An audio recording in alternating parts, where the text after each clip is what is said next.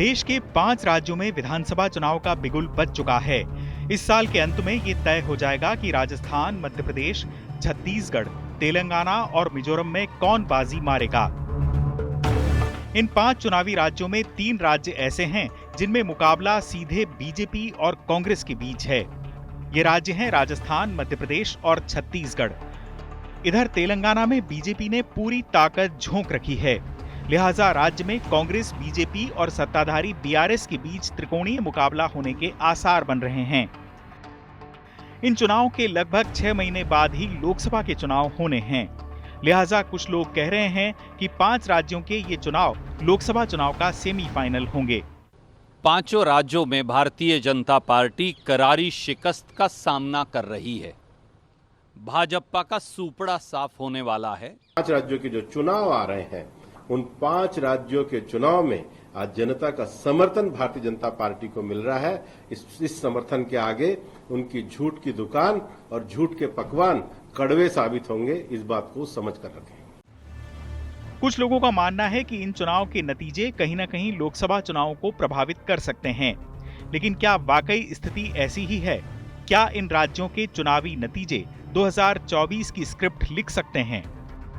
अगर पिछले कुछ चुनाव का उदाहरण लें तो उनके नतीजे इस बात की तस्दीक नहीं करते। पहला उदाहरण है अटल बिहारी वाजपेयी की सरकार का।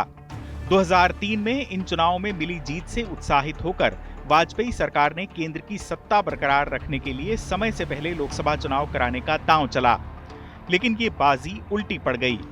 बीजेपी को लोकसभा चुनाव में केंद्र की सत्ता गंवानी पड़ी और कांग्रेस की अगुवाई में केंद्र में यूपीए की सरकार बनी। इसका दूसरा उदाहरण मिला 2018 के विधानसभा चुनाव में। केंद्र में सत्तारूढ़ बीजेपी ने हिंदी पट्टी के इन तीनों ही राज्यों में कांग्रेस के हाथों सत्ता गंवा दी।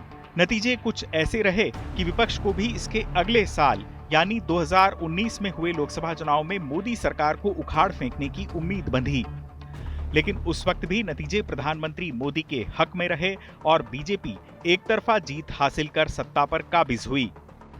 इसके अलावा भी ऐसे कई कारण हैं जो ये दर्शाते हैं कि इन विधानसभा चुनाव के नतीजे लोकसभा चुनाव पर कोई विशेष असर नहीं डालेंगे। देश भर में लोकसभा की कुल 545 सीटें हैं, जबकि इन 5 चुनावी राज्यों में लोकसभा की मात्र 83 सीटें हैं। जाहिर है ये विधानसभा चुनाव 545 सीटों पर होने वाले चुनाव के मुकाबले की दशा और दिशा तय कर पाएं, ये बात गले नहीं उतरती। यूं भी विधानसभा चुनाव में मतदाता स्थानीय मुद्दों और राज्य की लीडरशिप के दमखम से प्रभावित होकर अपने वोट का निर्धारण करता है, जबकि लोकसभा चुनाव में मतदाता ये देखता है कि किस पार्टी के पास देश का नेतृत्व करने लायक चेहरा मौजूद है। इस मामले में विपक्ष के इंडिया गठबंधन के पास फिलहाल कोई सर्वमान्य चेहरा मौजूद नहीं है।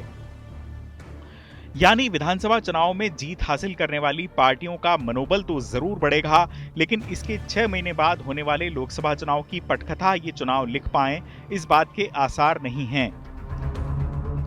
यूं भी तमाम पूर्वानुमानों से ये संकेत मिलते हैं कि 5 राज्यों में होने वाले विधानसभा चुनाव के नतीजे मिक्स होंगे, यानी इन चुनाव में किसी एक ही पार्टी का हर तरफ बोलबाला हो पाए, ऐसा नहीं लगता। चुनाव आज तक।